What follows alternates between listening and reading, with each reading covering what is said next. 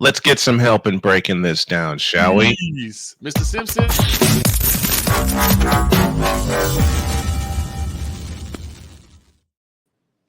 Chris Simpson joins us on the Invader Coffee guest line to talk Thursday night football and beyond. Good morning, Chris.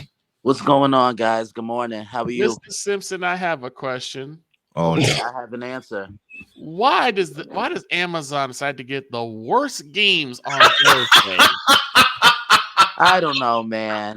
I really don't know. Okay, The because Vikings, the Rams. let me put it this way. Let me put Victor's question inside of another question more succinctly. Mm-hmm. Who the hell planned this matchup? The trolls in the NFL scheduling room. Use a troll. Oh! I mean, listen, Chris and I had a great call with Georgia and Texas on Saturday. Yes, you guys did. Okay? Yeah, y'all did. Then we looked at Chris and I talked offline. We looked at the Thursday game, and I'd swear we have not met each other in person, okay? But I swear, Chris gave me a look with the rock eyebrow at this game and went, wait a minute. Chris Simpson gave me a look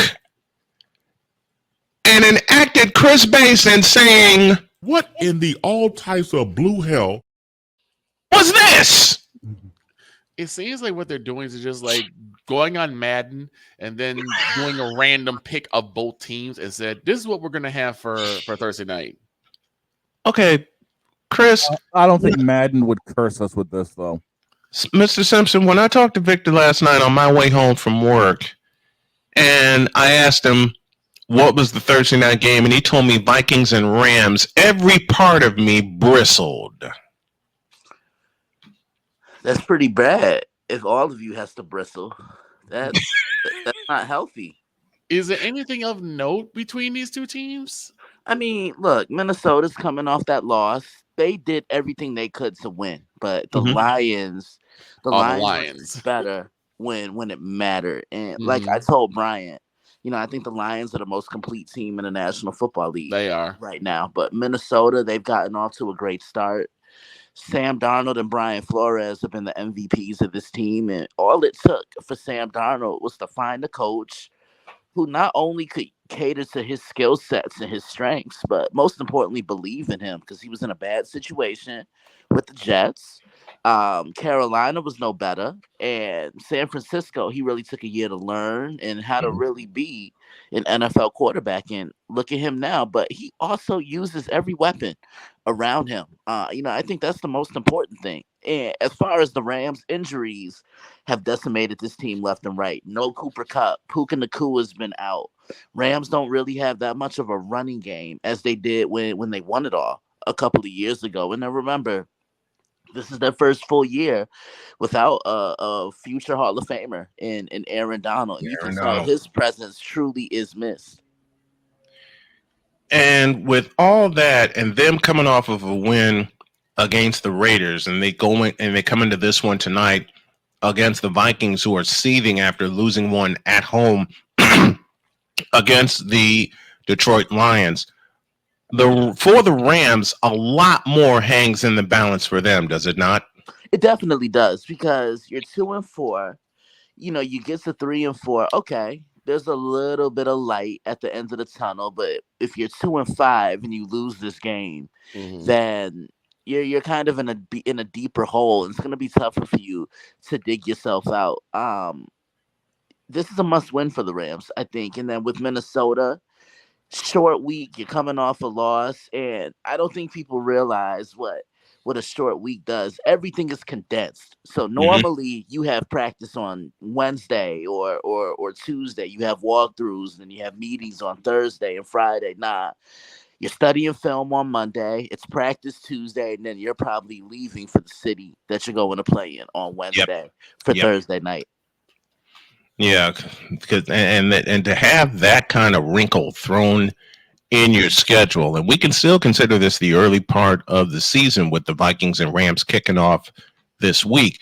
Let me pose a question that Chris says a lot and I pose it to the side of the Rams. What scares you about this team? When they're healthy, Puka Nacua. I'll say that much I'll because give you that. he I'll give you that. reminds me of a more explosive Wes Welker that can take the top off his own. He's small like Wes, maybe a little bit bigger, but he can go inside. He can work the outside. He can take the top off his own. I mean, he came in and had an immediate impact. Cooper Kupp hasn't been the same guy since 2021. He was undisputedly the best wide receiver in the Agreed. National Football League. You know, Agreed. won that triple crown and then won the offensive player of the year under Kevin O'Connell, who happens to be the Vikings head coach Head now. coach. So you can't sit here and tell me you don't think he doesn't know what the Rams are gonna run and what type of game plan he's gonna put in. Oh yeah, and you're right. Sam Darnold is a much better quarterback now. It took Kevin McConnell to believe in him, but it also took Kevin McConnell to give him something that Sam Darnold has never had, save maybe the year he learned in San Francisco: weapons. Yeah, and he's utilizing each one, whether it's Jalen Naylor, whether it's Jordan Addison, or Justin Jefferson. He's getting the ball out, and then he has a consistent running game. So Minnesota's been pretty good. I think Aaron Jones was a sneaky yet underrated move. And how big has Aaron Jones been? How big has Aaron Jones been to this Minnesota offense? Oh, it's huge because he adds a different shield of versatility. I'm talking about a guy who can truly impact the line of scrimmage in multiple ways. As a runner, as a receiver, he can block.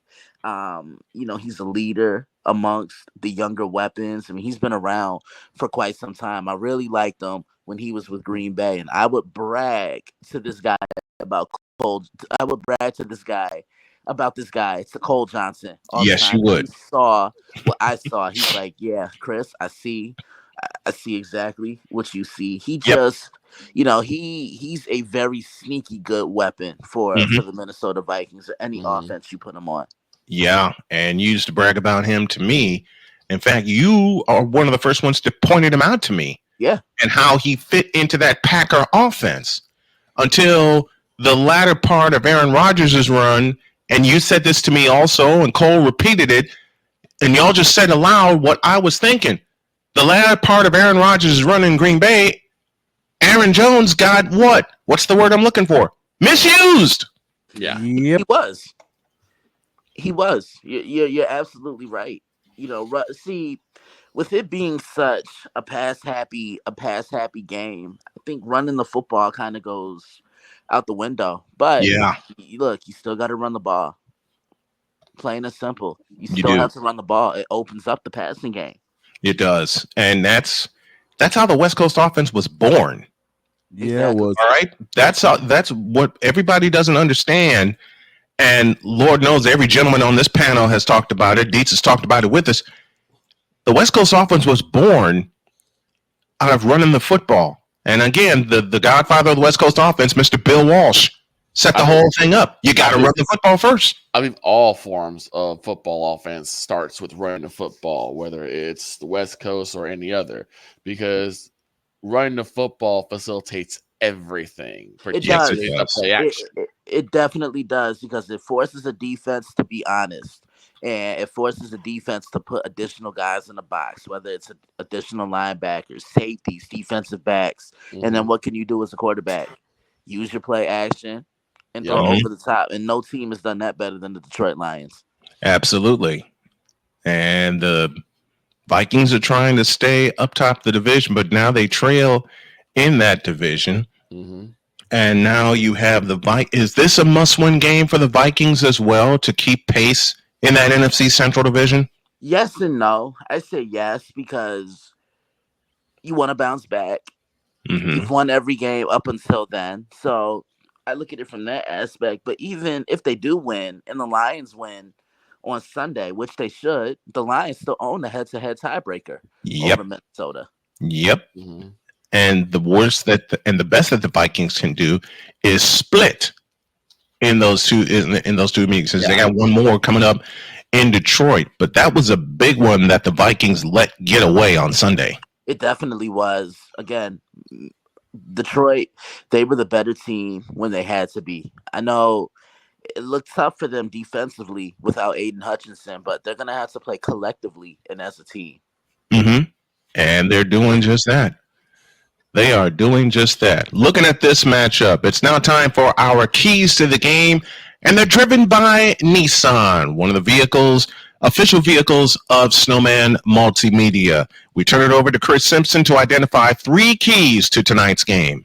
Well, I think for Minnesota, you got to put the past behind you and you got to focus on the now. I think that's the most important key in this business is being able to turn the page. That's what you have to do.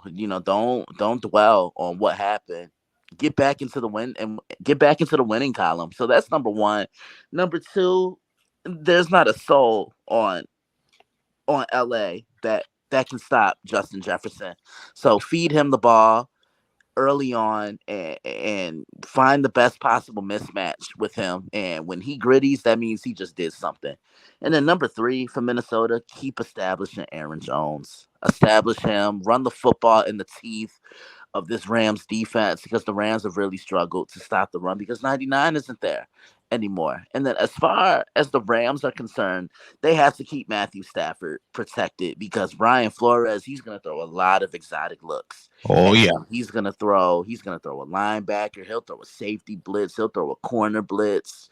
So that's number 1. Number 2, you got to keep the ball protected. This is a very opportunistic Minnesota defense. Mm-hmm. And they literally force turnovers at any given time. And can the Rams score early? That's one thing I'm looking forward to seeing as well. Can the Rams punch the ball in the end zone and try to take control of this game early? Those are our keys to the game, driven by Nissan, official vehicle of Snowman Multimedia and Snowman Multimedia Sports. Chris will join me again on Saturday, a doubleheader that we have in tow for you. First at 3:30, it's a big one for the University of Illinois as they take on the top-ranked Oregon Ducks. That's a 3:30 start. And at 7:30, we're going down to Texas again. This time, it's the LSU Tigers and the Texas A&M Aggies. And I want to stay there for a moment with Chris. 6 years ago, those two teams got together. And 6 years ago, those two teams put up 146 points.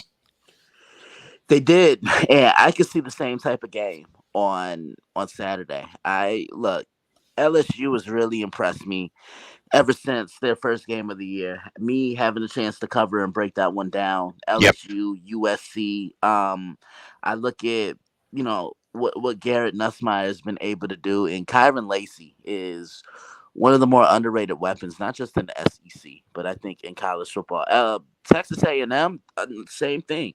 They've improved greatly since week 1.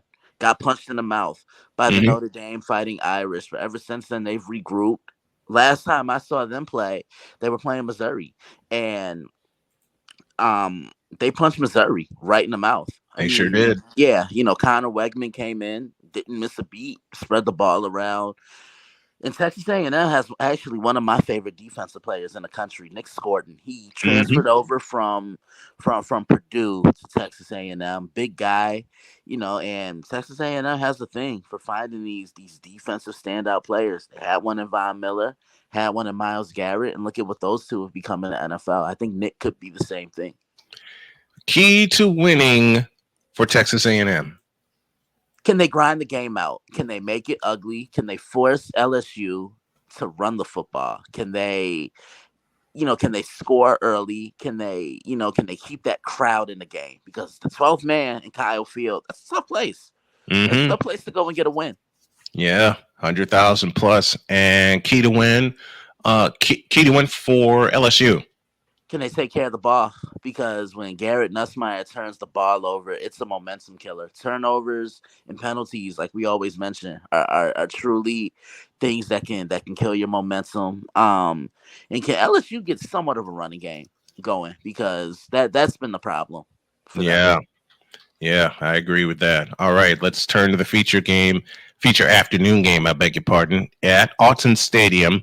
Eugene, Oregon. Oregon, the number 1 team. They face a very gritty, a very tough, and a very tested now under Brett Bielema, a very tested Illinois Fighting Illini team that just knocked off the defending national champions. Let's start with Illinois. What has impressed you about them so far this year? They stay within their box. They're not a team that jumps at you. They're not flashy. They run the ball down your throat. They move the ball up and down the field effectively. Luke Altmaier has the command and control of this offense, and defensively, they'll hit you.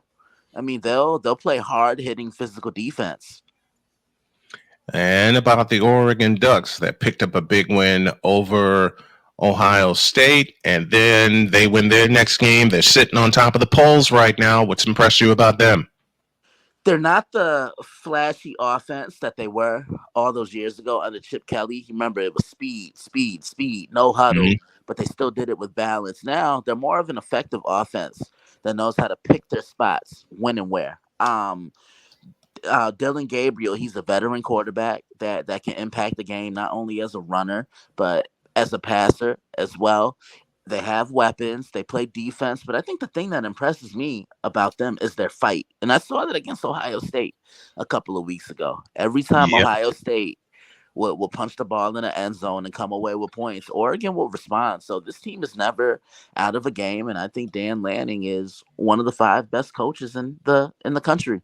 All right, keys to win. Key player for Illinois is Pat Bryant. He's a 6'3", 220-pound possession receiver that can catch the ball in traffic, but can also work the outside, work the numbers, go over the top. And this is a pretty good Oregon secondary that can press you, that can jam you at the line of scrimmage. But he's a bigger guy, and he's just going to have to win a lot of those one-on-one battles.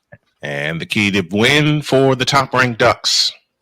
They just have to stay within their lane, keep the crowd involved, get after Luke Altmaier. But I think the key to this game for Oregon is going to be the trenches.